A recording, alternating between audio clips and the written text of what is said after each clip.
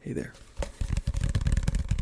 So in the last video, we were using this tube. I thought it made some pretty good sounds. So we're gonna do another video like this.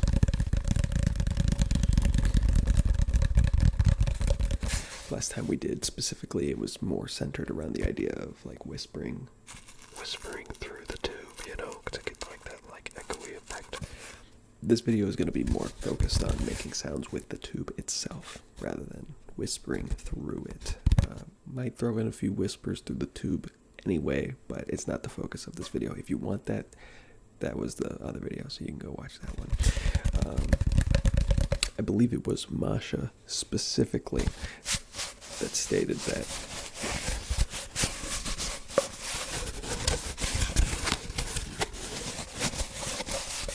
just simply handling the tube sounded good. So I'll be sure to throw those in there as well. I did like the sound of the tapping as well. It's kind of an all-in-one item, you know, it does it all. You could do anything you want with it. So that's what this video is going to be. I know one of you has suggested a few videos ago for me to do a typing video with like a keyboard, you know. I haven't ignored that. I haven't forgotten about it. I have an idea for that coming up, but it'll be in the next video maybe. I don't know exactly when that's going to happen. But we'll see. We'll see.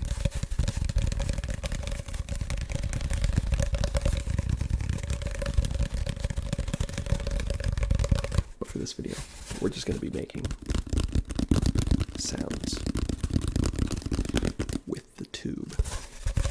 Not necessarily a ramble, just sounds. I mean, I'm not, this isn't a no talking video, you know.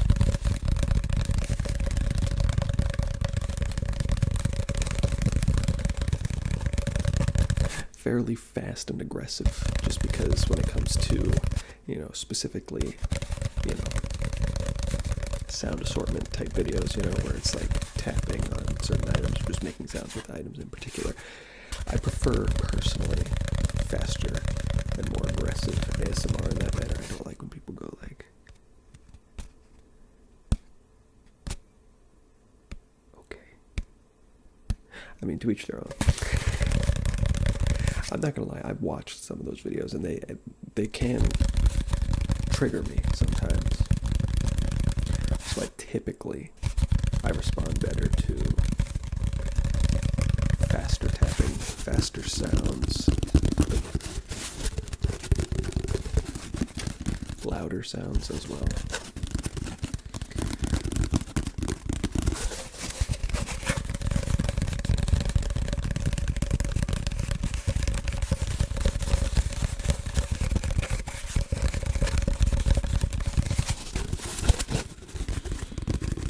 That's something that's not really done a whole lot. I mean, when it comes to like fast and aggressive, typically those videos feature sounds that are slightly louder just because the person is putting in a bit more effort to go fast than they are to go, you know, to be as quiet as possible or whatever, you know.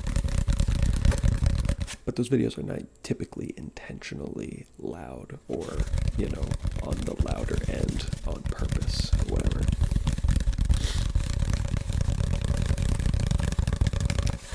And I am of the opinion that ASMR does not necessarily need to be quiet in order to be good.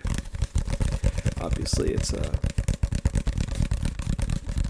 call it a trend is honestly like, it's just basically the way ASMR is done. I would say most people respond well to quieter sounds. I think what it is more actually than the sound being quiet, it's that the sound is highly defined, you know, which just kind of lends itself to quieter sounds, you know, where like the focus is on the sound. There's not a lot of background noise or anything, you know, you can really focus on the sound, and especially when you like crank up the sensitivity of the microphone, you know, and you get those sounds like right up to the microphone.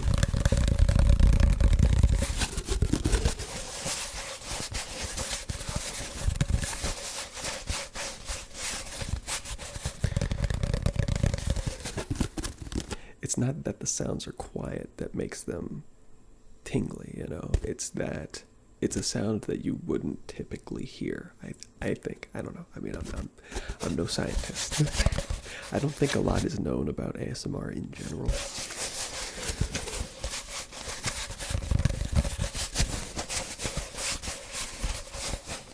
I could be wrong. I haven't like studied the subject myself, but as far as I know, it's like a fairly recently discovered phenomenon. Like, not to say that like people haven't always experienced it, but it's like only recently has it been like defined, you know, as like its own thing. I think previously, like going back like 20 years, 30 years or so,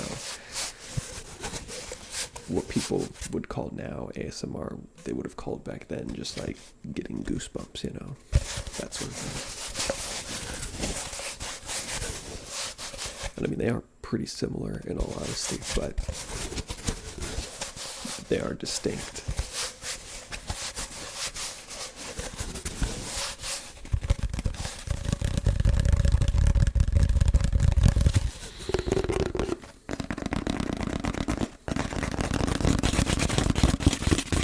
Some scratch tapping.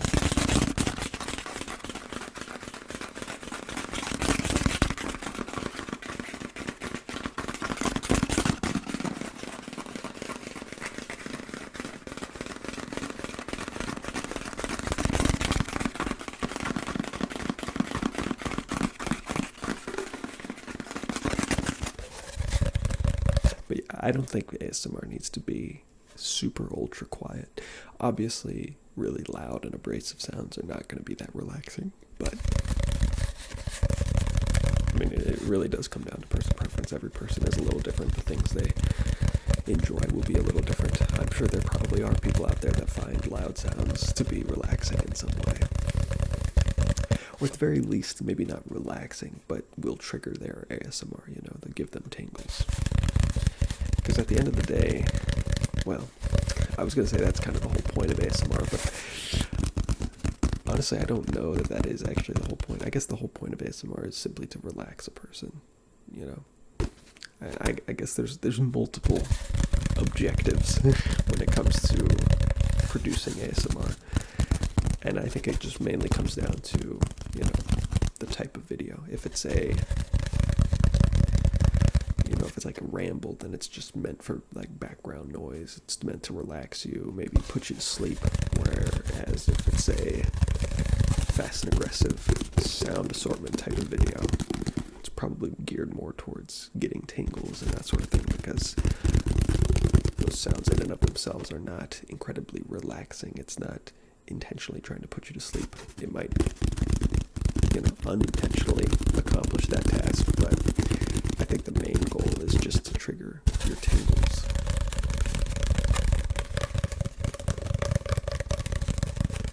At least that's my outlook on it. In fact, speaking about ASMR that's kind of loud, I was going back and looking back at my early videos, and it's amusing to me how much, like, better I've gotten about maintaining a constant volume. In my early videos, I would start off fairly, you know, decent volume level. But then I would quickly get like really comfortable and forget, not necessarily forget that I'm making an ASMR video, because obviously I would know the whole time I'm making an ASMR video. But I don't know, you just like,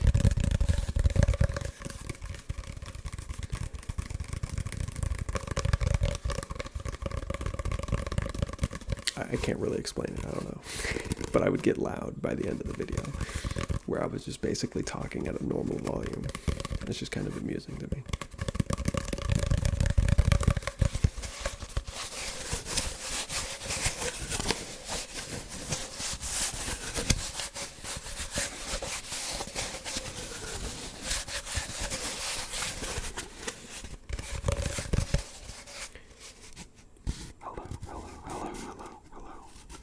Let's throw in some whispers, because why not, you know? Let's throw in some whispers, because why not? I'm gonna, oh, shit.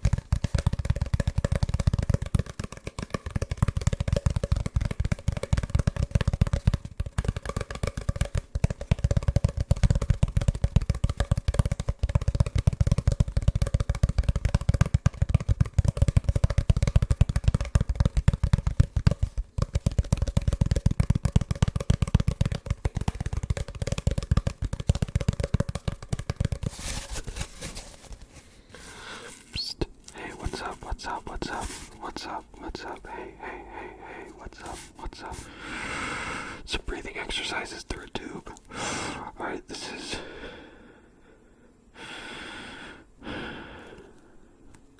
how to breathe through a tube. This is a YouTube tutorial.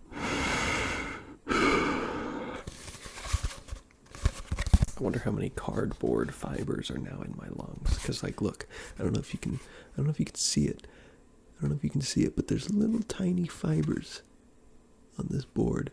I feel like the more I handle it, the more it, like, deteriorates, you know? I don't know. I guess the inside is a little cleaner because I'm touching the outside. I'm not touching the inside.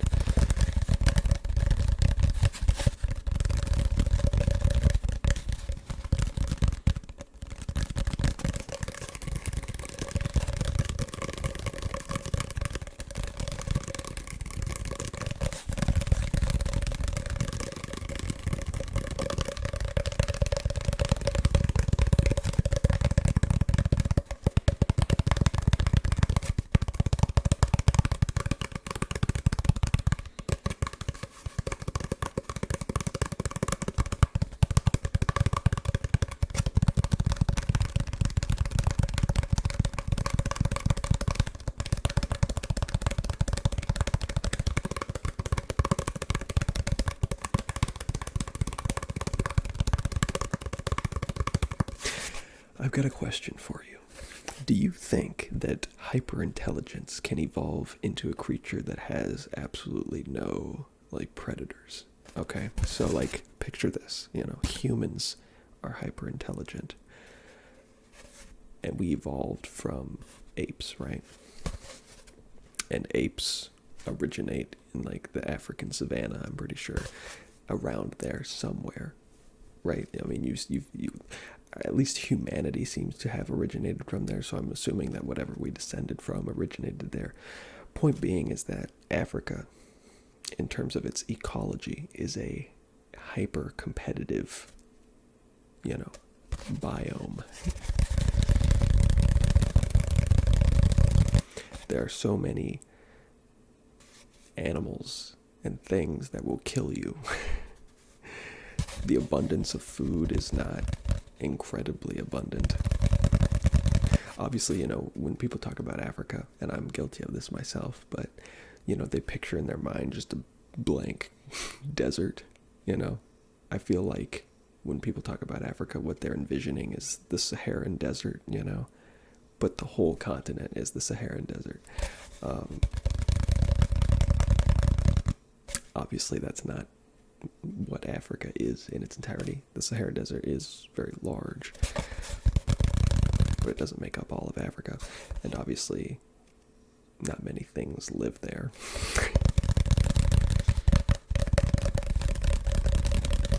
Anyway, getting back to the point. The point being is that wherever humans evolved, wherever it was in Africa specifically, it was probably a very competitive landscape, you know.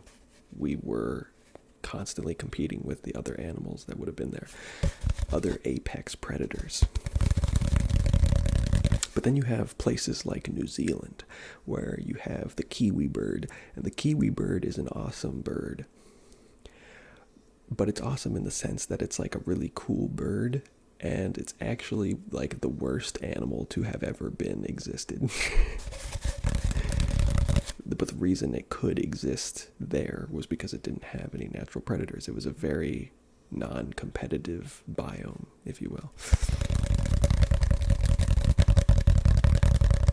That competition, you know, it breeds better and better animals, you know. And when you don't have competition, you get things like the kiwi bird, which by all accounts are pretty much the worst animal to have ever existed. Now, don't get me wrong, I love kiwi birds. Kiwi birds are awesome. They look super cute, and I mean, that's just about it, right? But they suck at about just about everything else. But my point being is that it is potentially possible that the competitive environment that early humans evolved within is what pushed them, you know, to become the hyper-intelligent species that we are today. I wonder, and I want your opinion, do you think that it's possible to evolve hyperintelligence in a non-competitive environment.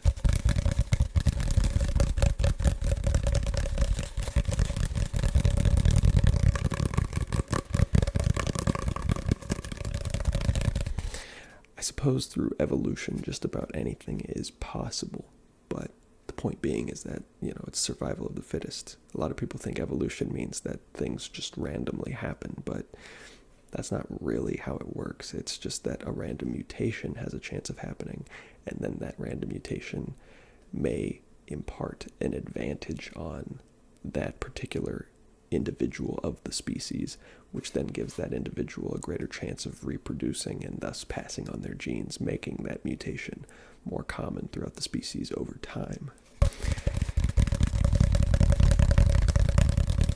But if you're in a really non-competitive environment, does evolving hyperintelligence give you an advantage, Because for humans, being more intelligent meant, creating tighter tribes, being able to cooperate, use language, which gave us a huge advantage over animals that were more solitary or animals that didn't have that advantage,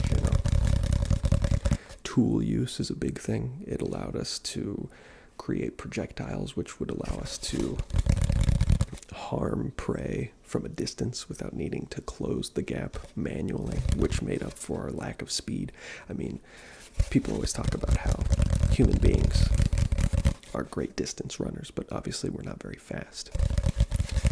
Rundown hunting is a thing that humans used to do, and I think there are still some humans in the world that do hunt that way.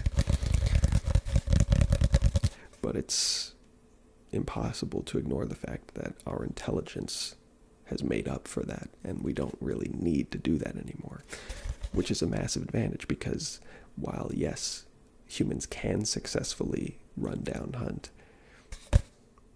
if we don't have to, that's just a massive advantage because that's a bunch of energy we didn't have to spend to catch our prey. If I can just throw a spear at something from in a bush, where it can't see me, and then kill it, I used very little energy to kill that thing, and then I get all of the energy that I still would have gotten by running it down.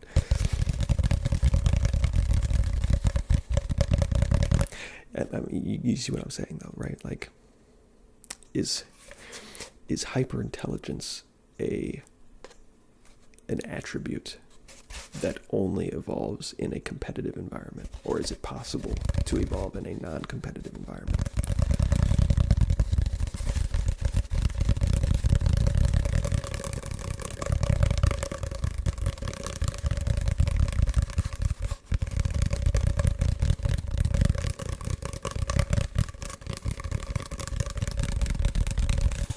It's an interesting question, and I feel like it raises interesting possibilities, I guess is the word. I think there's a better word for that, but I can't think of it.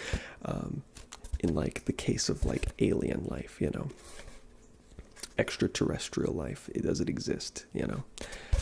Chances are pretty good that it does exist out there, but does hyper-intelligent extraterrestrial life exist, like humans? Who knows? But let's assume that it does. If hyperintelligence doesn't evolve in non-competitive environments, then it seems likely that any hyperintelligent extraterrestrial life would therefore be similarly flawed in the ways that humans are. Because, I mean, I guess this is also not a guarantee, so my whole thesis could be flawed. Probably is. But I'm trying to think, like, if hyperintelligence were to be able to evolve in a non-competitive environment, it's possible that those hyperintelligent beings would be, kinder, potentially. They would be able to cooperate more efficiently and things like that. Whereas, like, humans are, obviously we're very smart, but we also are constantly, criticized for our inability to get along. We start wars, and there's wealth inequality in the world, and we don't always treat people with the utmost respect and things like that, And it's possible that the reason that's the case is simply because of our other traits that gave us, a survival advantage. The skepticism of outsiders, that sort of thing, which could lead to racism in the modern world, or xenophobia, Those traits are wholly negative now, but back when we were first evolving out of apes, skepticism of an outsider might have given you an advantage in staying alive, It's things like that that potentially affect the way we as a species interact with one another. And if hyperintelligence was able to evolve in a non-competitive environment where being skeptical of others or just having generally aggressive traits is not as necessary, then it's potentially possible that those hyperintelligent species would be more prone to cooperation and potentially be more successful in a modern setting, where we no longer need to rely on animalistic instincts to survive. We've grown past that as a civilization, but we still kind of hold on to a lot of those instincts that, hold us back. That sort of thing. I don't know. It'd be an interesting experiment. I don't know. It would also just be crazy if there was like another highly intelligent species on Earth, like, obviously we have other intelligent animals like dolphins and octopuses and ravens and parrots and things like that. But even the smartest animal that's not a human pales in comparison to a human. It would be crazy to have another animal on Earth that was purely equivalent in terms of intelligence and wisdom, which wisdom is intelligence over time, which is something that a lot of intelligent animals don't have. So like dogs, for instance. Dogs can actually be pretty intelligent, but because they don't live very long lives, they're not able to, grow that intelligence into something super meaningful over the course of their life. Humans live pretty long. I mean, the average life expectancy in the U.S. is like 75 years or something like that, close to 80 years. It actually might be more than that. I don't know. It's around there. That's a pretty long time. That gives you a lot of time to learn things and then apply those things. And then not only that, but also pass that information on to younger generations, which is another thing that humans do really well. That gives us a massive advantage. Obviously, all species of animal will impart some level of learning into their subsequent generations. Parents will always teach their children, no matter the species. Although I suppose that happens more with species where there is actually some kind of like family unit. Some species don't really have that, so I guess in that case that wouldn't be the case. But still, the point is that a lot of animals do teach things to their younger counterparts, but they obviously don't do it to the extent that humans do, and that's a massive advantage. I don't know. These are the things I think about. Anyway, thanks for watching. Hope you enjoyed. It kind of turned into a ramble in the second half, but most people don't watch to the end anyway. So anyway, thanks for watching. I'll catch you later.